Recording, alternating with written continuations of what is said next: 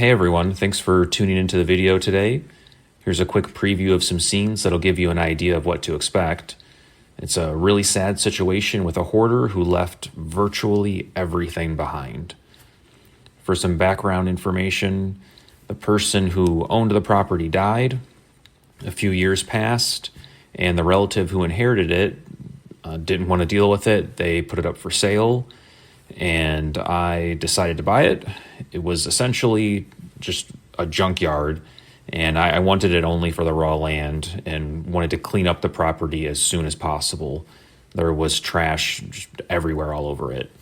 At the time, I was working full-time and going to school full-time, so I didn't have a whole lot of time to explore and go through everything.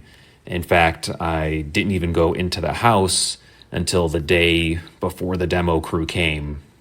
But thankfully, I was able to record some footage, and I've just been sitting on it for the last 5 years and finally decided, well, man, maybe I'll put this on YouTube and see if anyone else will find it interesting. So here it is. So right off the beginning, you can see this old van, which I did not even open the doors to. I didn't even want to know what was living in it. In hindsight, yeah, I wish I had. I wish I had maybe kept it, tried to get it running, but it was scrapped. There was also this little camper that had the roof dented in from a branch above. It actually wasn't that bad inside, surprisingly. I don't know if the crew had already started cleaning it by the time I took this video. All the videos were a little out of order, but I didn't look around in there very much. My dad did look in there the next day and said he saw a snake in the sink, but he wasn't sure if it was real or fake, and he didn't try to find out.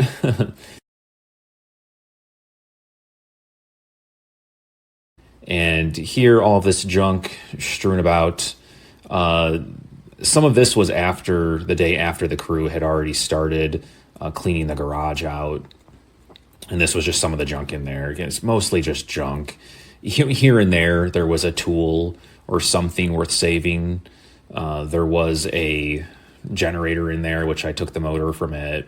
And here you can see the boat. Yeah, I took the outboard motor off of it, but I ended up giving it away. No one wanted it. It was a big outboard motor. I thought maybe it would have been useful to someone, but I guess not. And I did blur out a lot of stuff. I blurred out as many things as I could just to be as respectful as I could to the person who lived here before and their family. I don't want anyone to know who these people were, and I know they don't want to be bothered. This guy did not leave much family behind, which is why everything was left in the state that it was left in. And so yeah, he had a bunch of stickers on the front door, including some cool ones, trying to keep people away. So it felt weird going in there. Just again, felt like I didn't belong, like I should not be going in here. But even though I was the owner of it, it didn't quite feel right.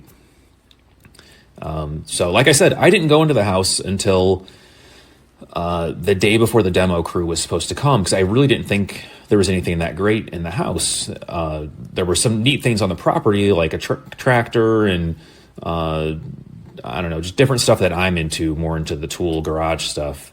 So I just thought the house, I'm like, it's probably just full of garbage. But at least I'll go in there and check before the demo crew comes. And I was blown away with what was left behind. I was like, holy smokes, like everything was left behind. Like, just for instance, in this front cabinet. So as soon as I walked in the house, first off, it smelled like you couldn't imagine, extremely bad. I had to wear a respirator, full respirator in there. And in this first little cabinet off to the left, first time I went into the house, I opened it up, there was a wallet and it had money inside. Not modern US currency, but currency from Korea. So this person or a relative of his, I think it was his brother's actually, there was a wallet with just different mementos from his travels around the world when he was in the military, and it had the Korean won was inside of it. And so I thought, oh wow, like they left everything behind. There's actually probably some cool stuff in here. This all happened so fast. I did not have much time to really go through things. And again, it felt wrong going through someone else's stuff. Didn't feel like it was mine, even though I owned it. Was really hesitant to take anything or turn the house inside out looking for items that would be worth saving. The kitchen, I couldn't even walk into. There was so much crap, even to get up to the point to take, this video. I'm like climbing on top of stuff. A lot of really gross things on the floor. And I wasn't wearing protective shoes or anything. You can see shotgun shells just sitting on the table there, which I'll show those later. I'll go back in the house when there's more daylight, so you'll get to see a better picture of everything. Yeah, he left behind some cool hats and army helmets. Really neat stuff that you think would be important to the family, but they wanted to move on. And like I said, this person did not leave much family behind. There's an empty shotgun shell there from, who knows? Someone shot something in the house, I don't know. But it's an interesting thing you see in hoarder houses. You see TVs on top of TVs, and you see old calendars. And so you will see a lot of old calendars in here. And something you'll see more of in this was pornography. So, Grandpa, he had his porno stash, VHS tapes and magazines. Again, I didn't see a lot, but I didn't go through every single thing in the house. I just wasn't able to. The bathroom was really rough. And I didn't even go in it on this visit, but I will show something interesting in the bathroom later. And I thought I heard something which spooked me for a second. I flipped around real quick.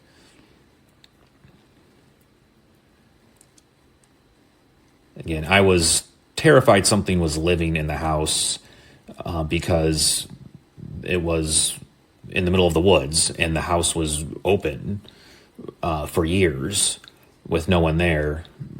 So I'm like, well, animals are living in the house for sure. We'll see some proof of that here in a minute. Lots of VHS tapes, tons of stuff that was taped off a TV. Some of those I remember saying that they were this old house.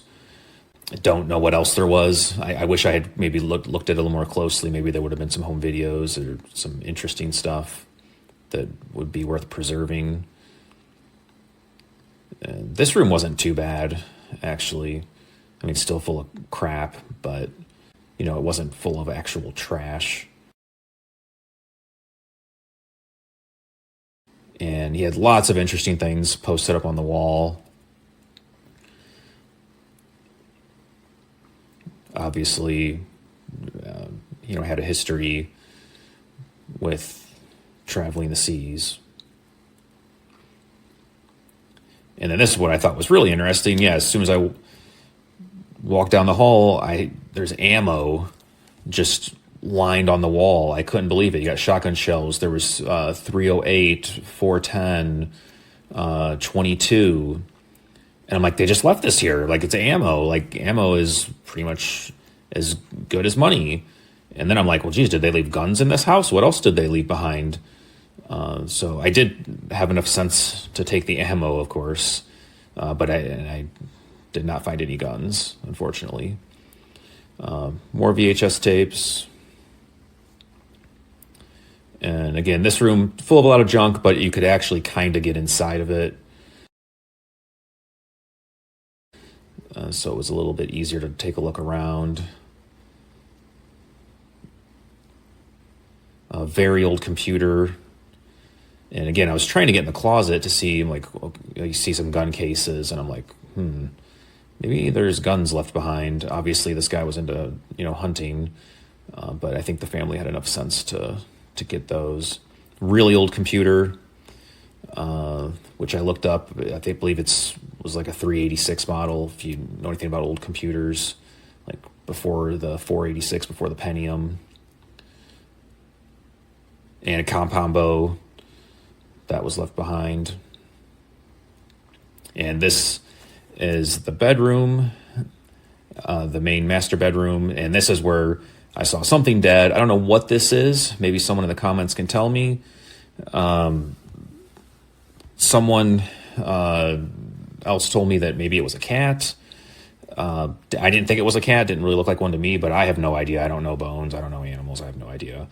But I found that quite concerning that maybe something ate that animal and was living in the house still.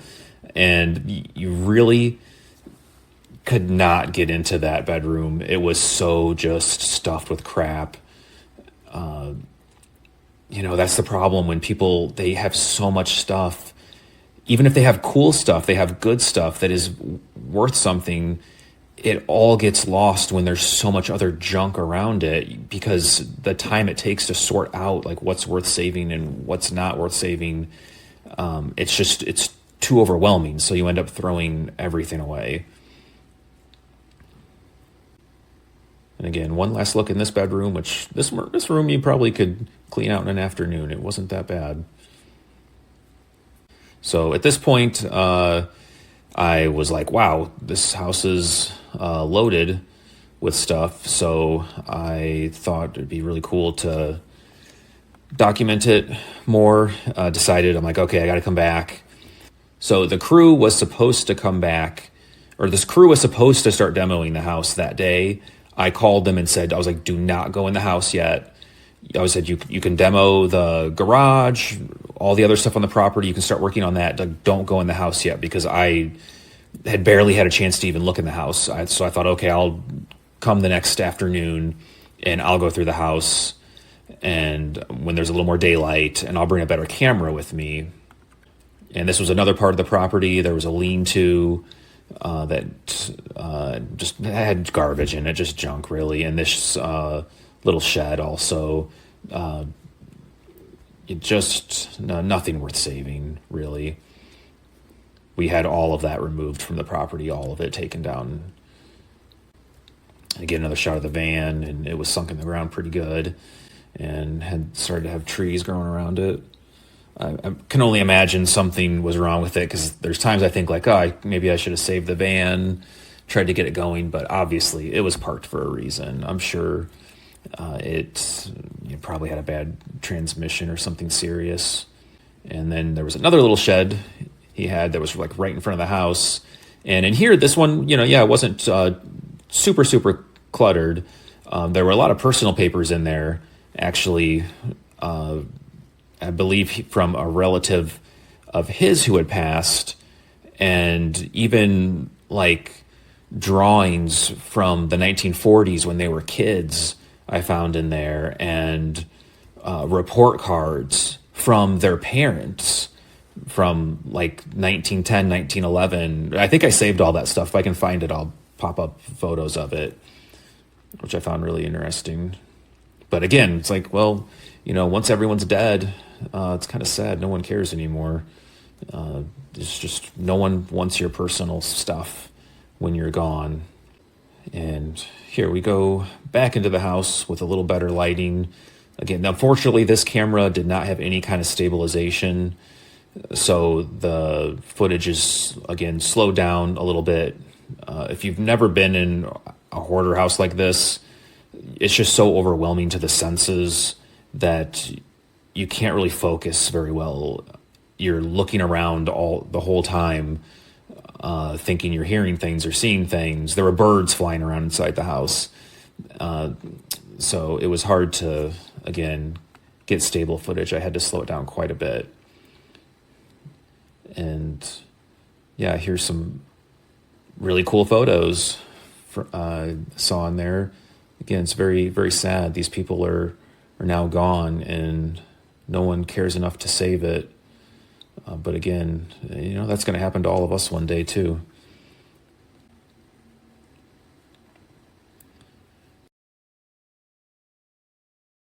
And the kitchen, I tried to get in a little better. This was, I don't know if I mentioned already, it was during COVID, and I did not want to end up in the hospital. I didn't want to fall and get hurt on something stupid and end up having to go to the hospital unnecessarily. So I was being overly cautious as I explored everything. Yeah, the kitchen was really rough.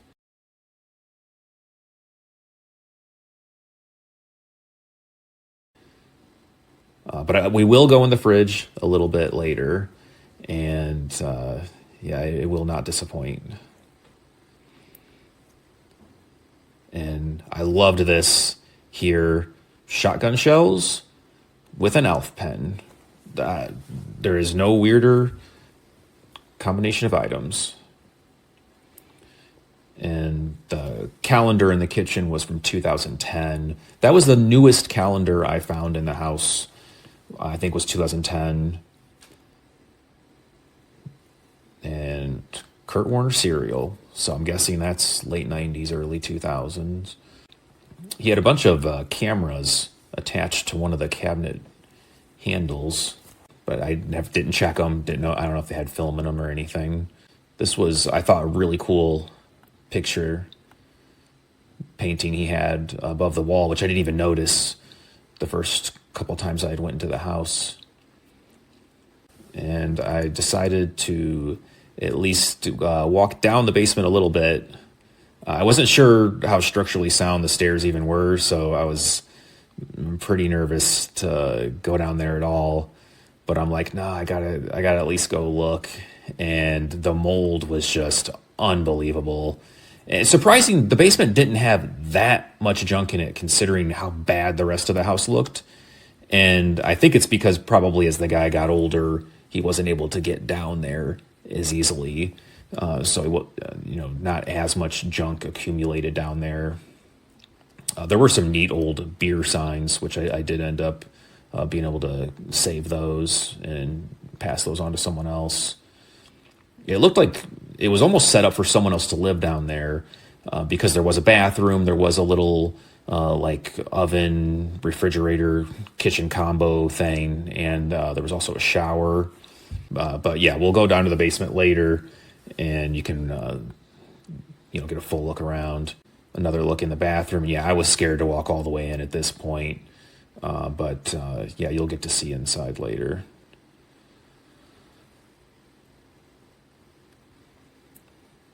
Yeah, he loved pinning up paper on the walls, which is kind of cool. But yeah, it's tough if you can't differentiate between trash and things that are interesting. That's how you know you're a hoarder. And yeah, those tapes you can see are This Old House, taped off TV. But yeah, a lot of things taped off TV. I wish I could take a closer look at all that. And then you can see the tape here, Argo in Action on the left. He had one of those, a 6-wheel Argo, but when the house was sold, they moved that off the property before I got it. So they kept that. I was hoping they were going to leave it, but no, they took that with them. Yeah, I thought that was depressing. Happy birthday, Daddy. whoever was the daddy. Oh, I don't know. It is a bit sad.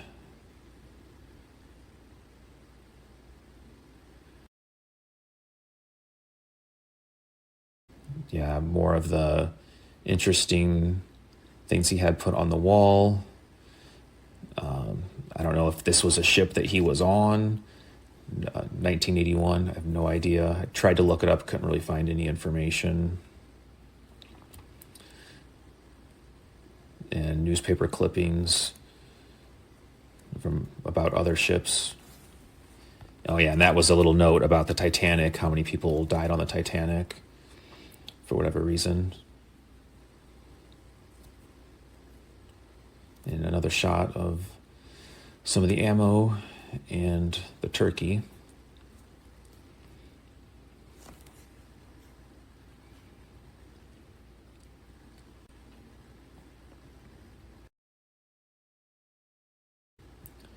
Again, this room was one of the really the only room I kind of felt comfortable almost walking into. There was a little bit of space cleared out.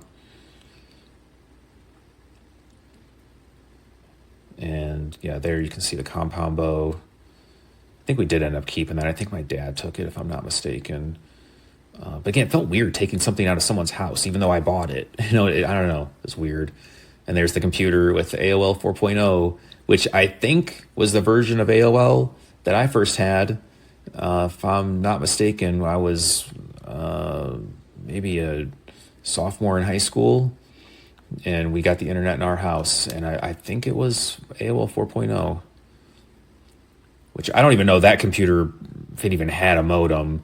Like I said, I think it's a roughly equivalent to a 386.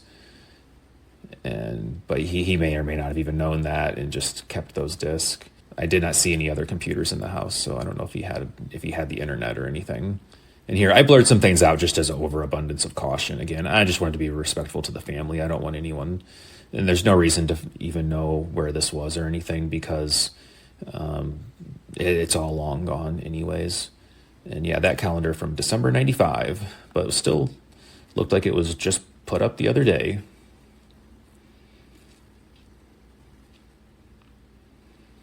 Their picture frame, but those are just the stock photos that they come with.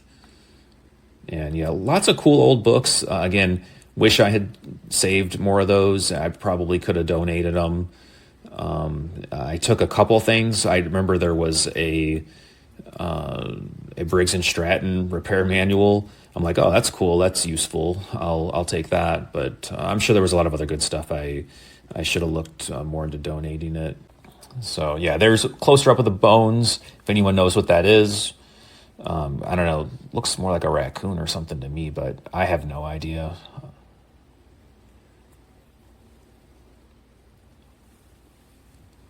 And again, the bedroom, I tried to climb up on some stuff to try to get a better look inside.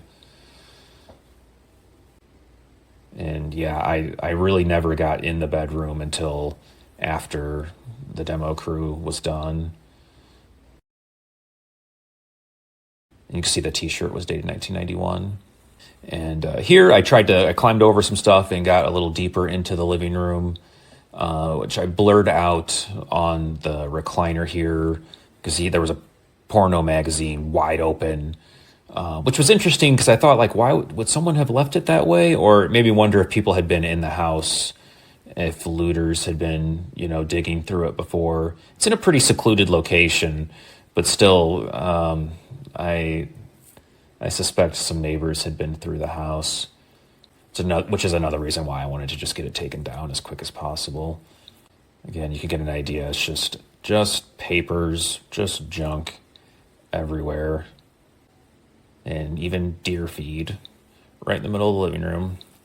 And here I blurred out, there was a diploma or plaque from a religious institution that I'm like, oh, yeah, I definitely didn't want to display that. It had his name right on it. So again, want to be as respectful as possible.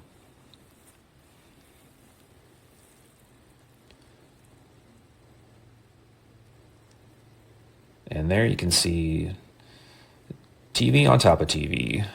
Just classic hoarder house stuff right there. And I didn't even really get into this part of the house. That cabinet there on the left looked like it probably had important papers in it. Probably like the title for the van that was sitting there was probably in there, although no one was able to find it. But I don't think I even opened that cabinet. And that's what I had blurred out.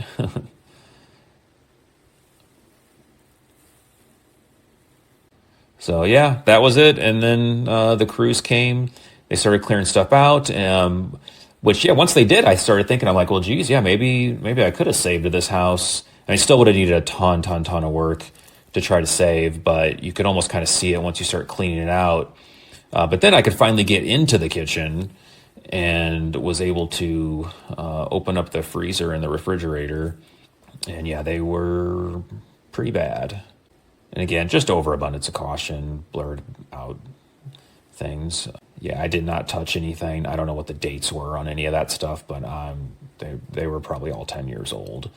And the fridge was interesting because you can see at the very bottom, it looked like there was a hole in that bottom right-hand side. So I think that mice or rodents eventually were able to chew their way inside the refrigerator and get to everything, which is crazy. I mean, I've never known a mouse to get inside a refrigerator or rodents to chew through, but eventually they looks like they worked their way in there. And then I thought this was really cool. There was a old postcard on the side of the refrigerator, which again, I blurred everything out. But just says, everything here is fine, still hot here, hope everything with you is okay. I had my phone changed, the new number is blah, blah, blah, love and miss you. And you can see it was from New Orleans, dated 1982, with a 29-cent stamp. And the refrigerator, and the dishwasher still full of dishes. Actually a shame, there were probably some neat mugs and glasses in the kitchen that would have been, neat and worth saving. But again, when you're saving tons of trash also, it becomes overwhelming to try to separate out things worth saving and things that are just junk. And unfortunately, pretty much everything just ends up getting junked. And I have no idea who these people are, but again, just a sad photo. People that no one knows who they are long gone, and photos on the ground being stepped on, disrespected, sad. And I assume a dead mouse there. I mean, there must have been hundreds of mice in this house.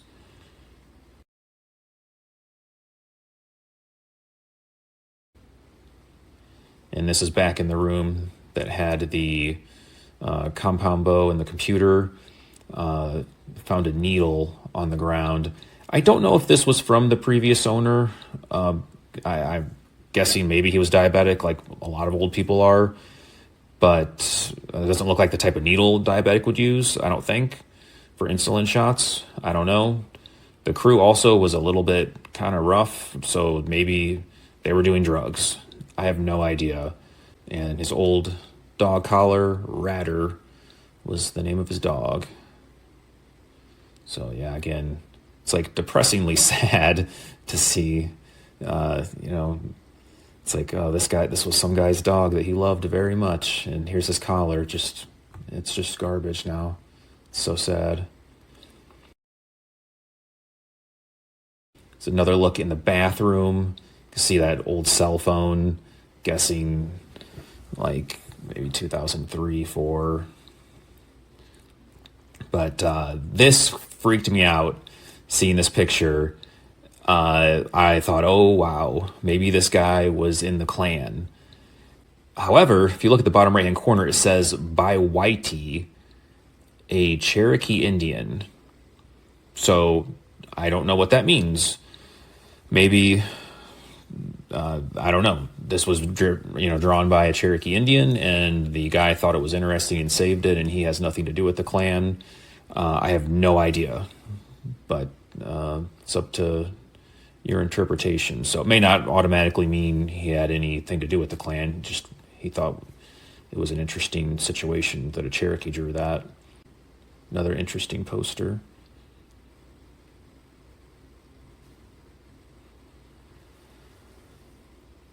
Yeah, I regret I didn't get to look at more of those newspaper clippings on the wall in the bathroom. Here they had cleaned it out a little bit, but it's still just so full of junk. And yeah, now that the demo crew came, I was like, oh, cool. I can, maybe try to go in the basement now that I've got a clear path. So, of course, I had on my respirator and headed in. And I was surprised to find out it used to be a garage door opening. So it was a, garage basement, but he had closed it off with plywood. So it was pretty much wide open to the elements down there too, not to mention the front door was pretty much open for years.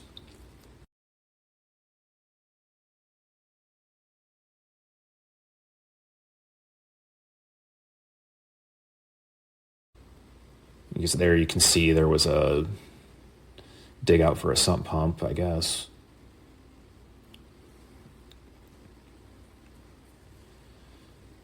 And yeah, for this guy only living in the house, I'm going to guess based on like the records I found, maybe it was early 90s was when he moved in, that, man, he accumulated a lot of stuff for having lived there, I don't know, maybe only 20 years or so. Oh, and right here, that chest freezer, just pause it right here for a second. I did not open it, and I'm glad I didn't, because it probably would have burned the hair off of my head. The demo crew eventually did pull out that chest freezer, and oh man, when they dumped it out, the smell was so bad. You could smell it for hundreds of yards away. It was crazy. I was worried the property was always going to smell bad because of that freezer. Luckily it didn't. Once they finished cleaning everything up and we got some rain, the smell went away. But yeah, he was an avid fisherman, hunter, so I'm sure he had, fish and deer meat and stuff in there from, 20 years before, and more basement kind of stuff. And an old newspaper. I did not see what the date was on that newspaper. Oh, and just to the left of this right here was a shower, stand-up shower added to the basement. So I don't know why he had that down there. If he had someone else living down there at one time, like why you would need, again, he had the basement kind of set up for like a separate living quarters. So someone else may have been living there at one time.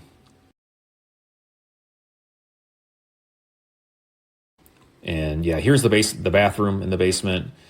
And yeah, that's nightmare fuel right there. That mold is so thick. It's crazy. I've never seen mold that bad inside a house before. And yeah, I've never seen a combo freezer, sink, stovetop that's interesting way to combine a lot of appliances that you wouldn't normally put all together.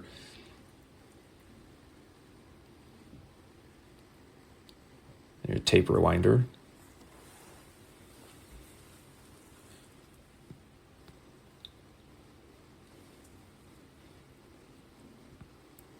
Yeah, the basement surprisingly wasn't that stuffed. Again, the demo crew had been down here. They maybe started cleaning a little bit. But yeah, the mold was crazy. Yeah, and a lot of those guys that worked in the demo crew, they weren't even wearing masks. They're crazy. I had on a full respirator.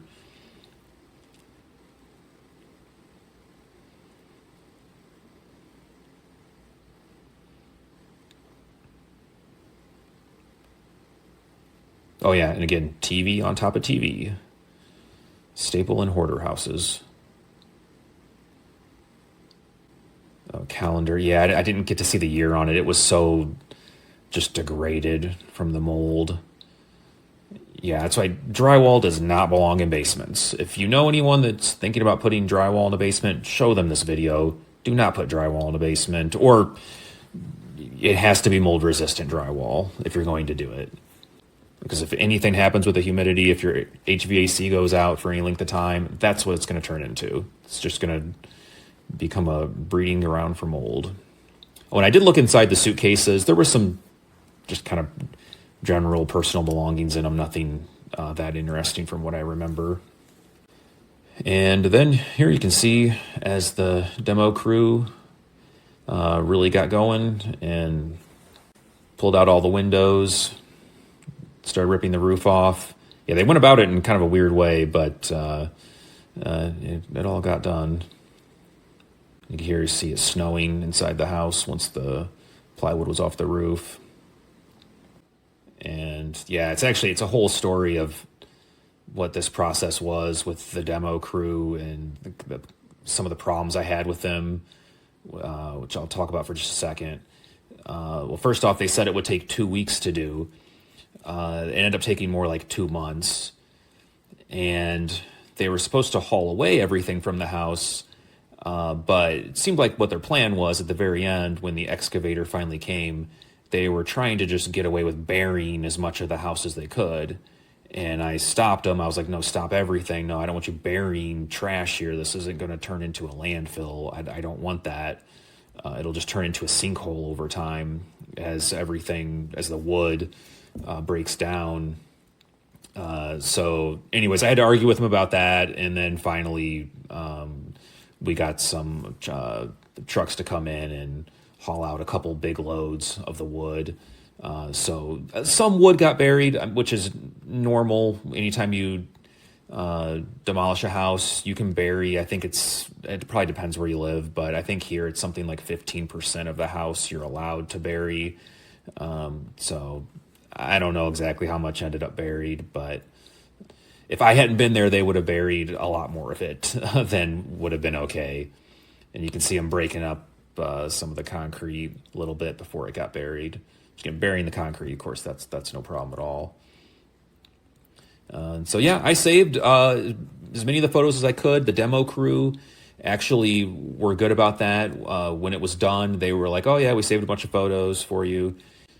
So I emailed the person the family member that I bought the house from, after everything was complete, and said, I saved a little box of stuff for you, pictures and other personal items that I think might be important that you'd want.